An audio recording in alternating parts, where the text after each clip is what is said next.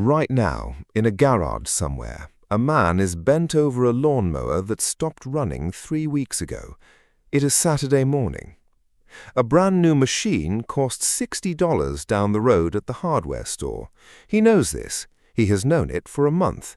And still he is on his fourth weekend with this engine in pieces. His hands are cut up. There is grease buried under his fingernails that soap will never fully reach. His wife has gently mentioned more than once that they could simply buy a new one. He heard her. He is not going to do it. This is not stubbornness, not really. There is something quieter running underneath this, something far quieter and more revealing than simple resistance to change. To really understand why some people fix things instead of throwing them away, you cannot start with the person.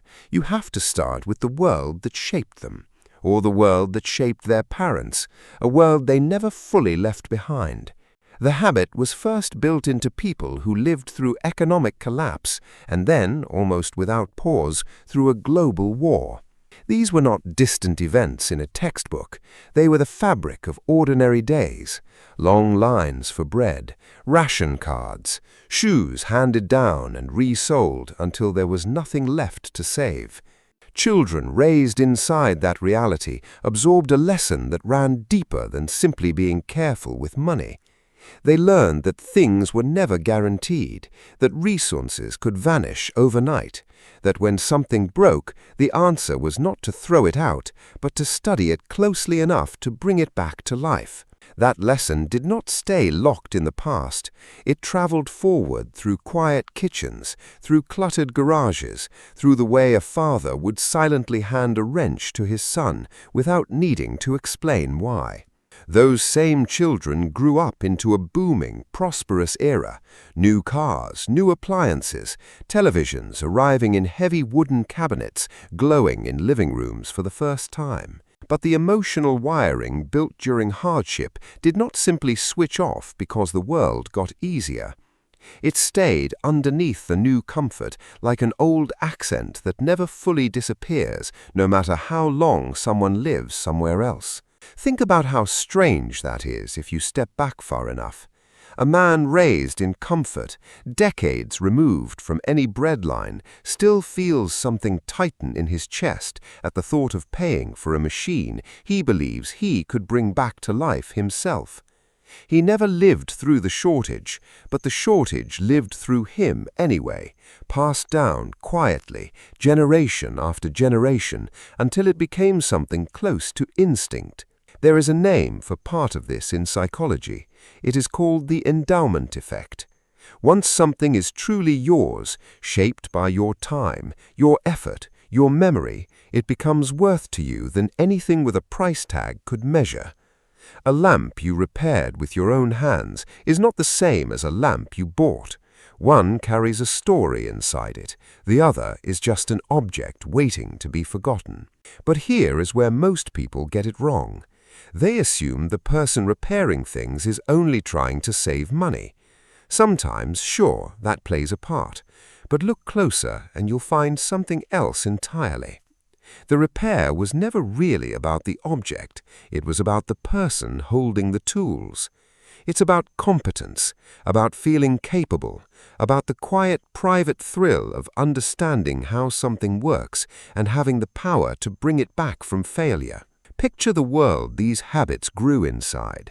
Rows of identical houses, long commutes just beginning, work turning more abstract, more paperwork, more meetings, more effort whose results you could never quite see or touch. A man could spend 8 hours under fluorescent lights shifting numbers from one column to another and feel almost nothing from it. Then he could come home and in 90 minutes replace a broken length of pipe with his own 2 hands. And at the end of that 90 minutes, something had changed, something visible, something real. Water ran through the pipe again. He had fixed it. That feeling is enormously powerful. Researchers now call it self-efficacy, the felt sense that your actions actually shape the world around you. When that sense runs dry, people go looking for it again, and repair is one of the oldest ways human beings have found to get it back. Long before therapy, long before self-help books and productivity apps promising to restore your sense of purpose, there was simply this: a broken thing, a pair of hands, and the quiet proof at the end of an afternoon that you still mattered to something's outcome. This is also why the habit tends to grow stronger under pressure. Someone dealing with financial strain, or job insecurity, or personal loss often becomes the most determined fixer of all.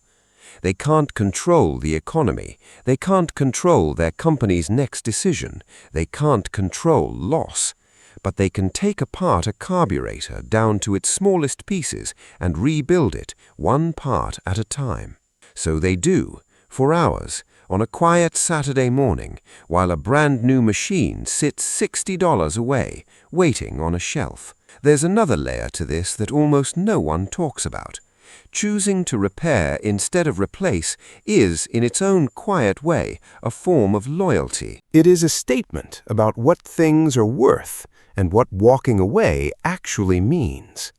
People who fix instead of replace often carry a worldview where giving up on an object, a relationship, or a commitment feels heavier morally than it does for other people. Watch how these same people move through their relationships. They are usually the ones who stay, who try one more time, who return to the same difficult conversation 3 times, 4 times, 5.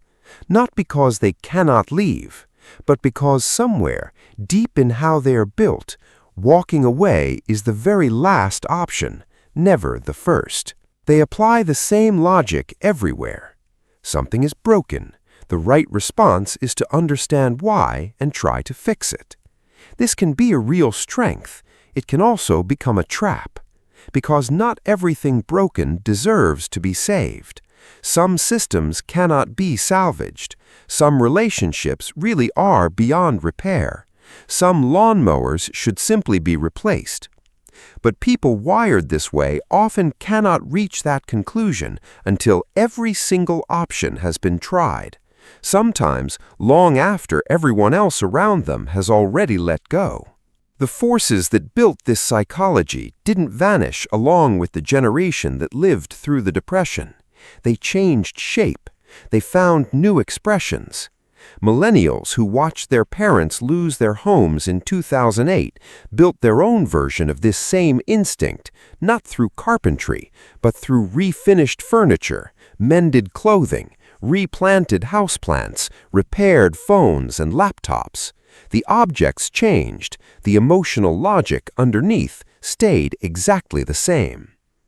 A generation raised on screens learned in its own way that stability could disappear overnight, that a job could vanish, that a house could vanish, and so instead of buying new, many of them quietly taught themselves to fix what they already had. Not because it was fashionable, but because some part of them recognized the shape of the lesson, even if no one ever said it out loud. And here's something worth sitting with. The consumer culture that exploded through the 1960s and only accelerated through the 1980s was in many ways built to work directly against this instinct. Planned obsolescence, the deliberate design of products meant to fail and force a replacement, was never a natural law. It was a business strategy. Advertising in that era worked hard to make repair feel embarrassing. Old things were quietly linked to poverty, to falling behind. New things were sold as aspiration itself. The message underneath everything was simple. If you were still holding on to the broken version of something, it meant you couldn't afford the new one. Some people absorbed that message completely. Others rejected it, whether they realized it or not, and kept walking out to their garages on Saturday mornings anyway. That tension between the two is still alive right now.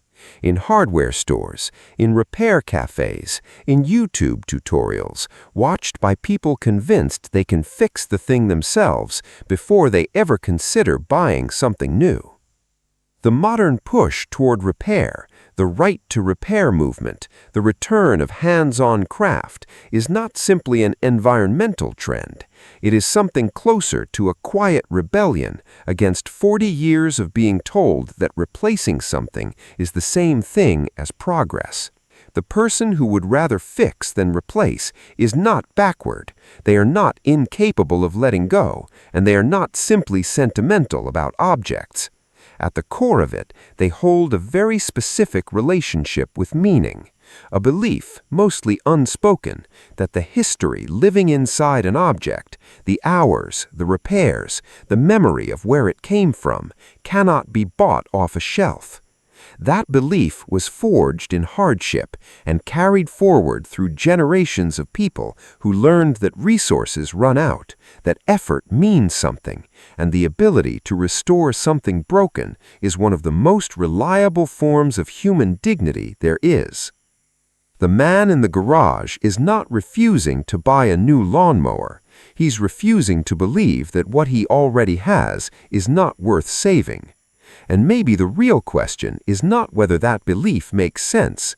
Maybe the real question is where each of us applies it, and where we quietly do not.